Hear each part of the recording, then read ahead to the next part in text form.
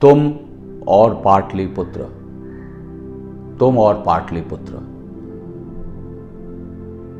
मैं तुम्हें गंवा नहीं सकती, हरगिज नहीं।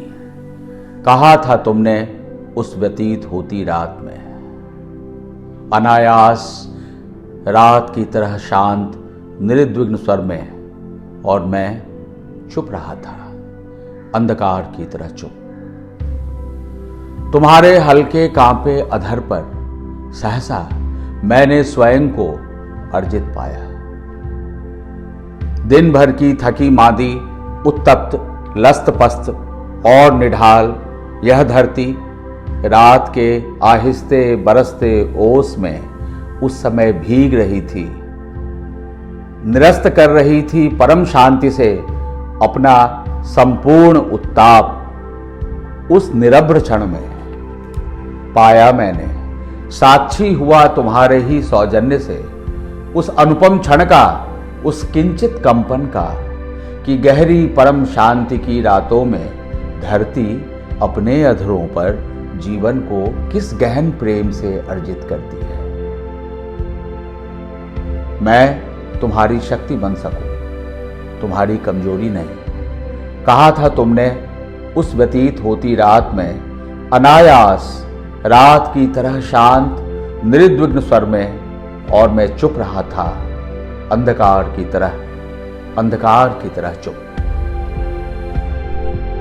विश्वास से तने तुम्हारे ललाट पर सहसा मैंने स्वयं को सृजित होता हुआ महसूस किया अपार प्रचंड शक्ति से। दिन भर के हाहाकार, क्रंदन, राग द्वेष से दग्ध यह धरती रात के आहिस्ते बरसते मौन में उस समय रात की विशाल अनंत पंखुड़ियों के संपुट को कसकर भींचे हुए मीठी आंच पर खदका रही थी, पका रही थी पराग इस रुग्ण दुनिया के वास्ते।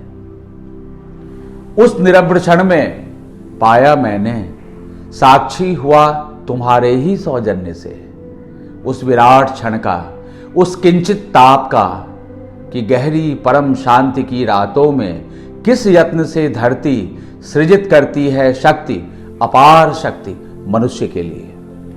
यह दुनिया सहस्त्र वर्षों से बार बार गंवाती रही है अपने को। यह पाटलिपुत्र बार बार गंवाता रहा है आज तक स्वयं को।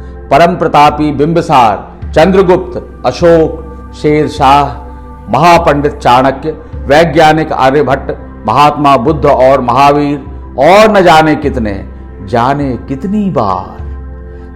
कितनी बार कितने यात्री गंवा गए अपने को, हुए यात्रा मुक्त, हुए इंसान से लेकर फाहयान तक बीत गए, जाने अब तक कितने यात्री। बीत गई मानसल पुष्ट वक्षस्थल वाली दीदारगंज की कितनी सुंदर यक्षिणी। तब से आज तक गंवा रहा है यह पाटलिपुत्र अपने को।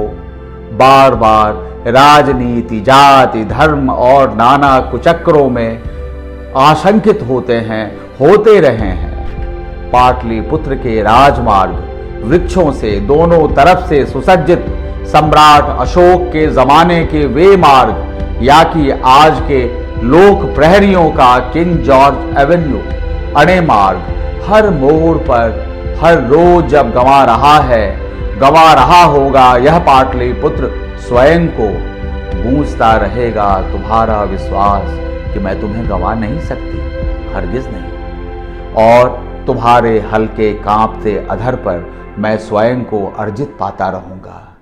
रात के आहिस्ते बरसते ओस में तब भी भीगती रहेगी यह धरती। यह संसार सदैव से रहा है रुग्ण, जरा मरण के भय से आक्रांत। बुद्ध भी इसी से हुए थे क्षुब्ध। राजा शुद्धोधन के पुत्र राजकुमार सिद्धार्थ, वह भी गुजरे थे इस पाटलिपुत्र के मार्ग से, और कहा था यह नगरी आग, पानी, अंतर कलह से सदैव त्रस्त रहेगी।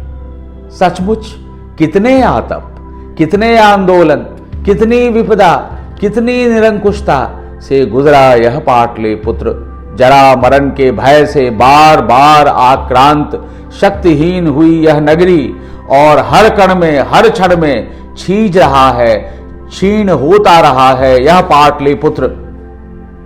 यह पाटलिपुत्र, यह पाटलिपुत्र अजात शत्रु ने कभी बनवाए थे यहां मजबूत किले गंगा के तट पर इस नगर में, कि कभी रुग्ण नहीं होगा यह शक्तिशाली नगर।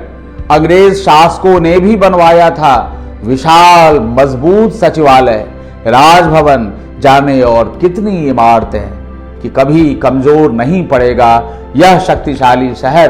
पर बुद्ध की वाणी भोगता यह पाटलिपुत्र बार बार होता रहेगा रुग्ण, श्लथ, विवश। तब भी विश्वास से तने तुम्हारे ललाट पर स्वयं को सृजित होता हुआ महसूस करूंगा अपार प्रचंड शक्ति से। और उस समय भी मीठी आंच पर इस रुग्ण कमजोर दुनिया के लिए रात के आहिस्ते बरसते मौन में रात की विशाल अनंत पंखुड़ियों के संपुट को कसकर भींचे हुए पका रही होगी पराग यह धरती, यह धरती, यह धरती।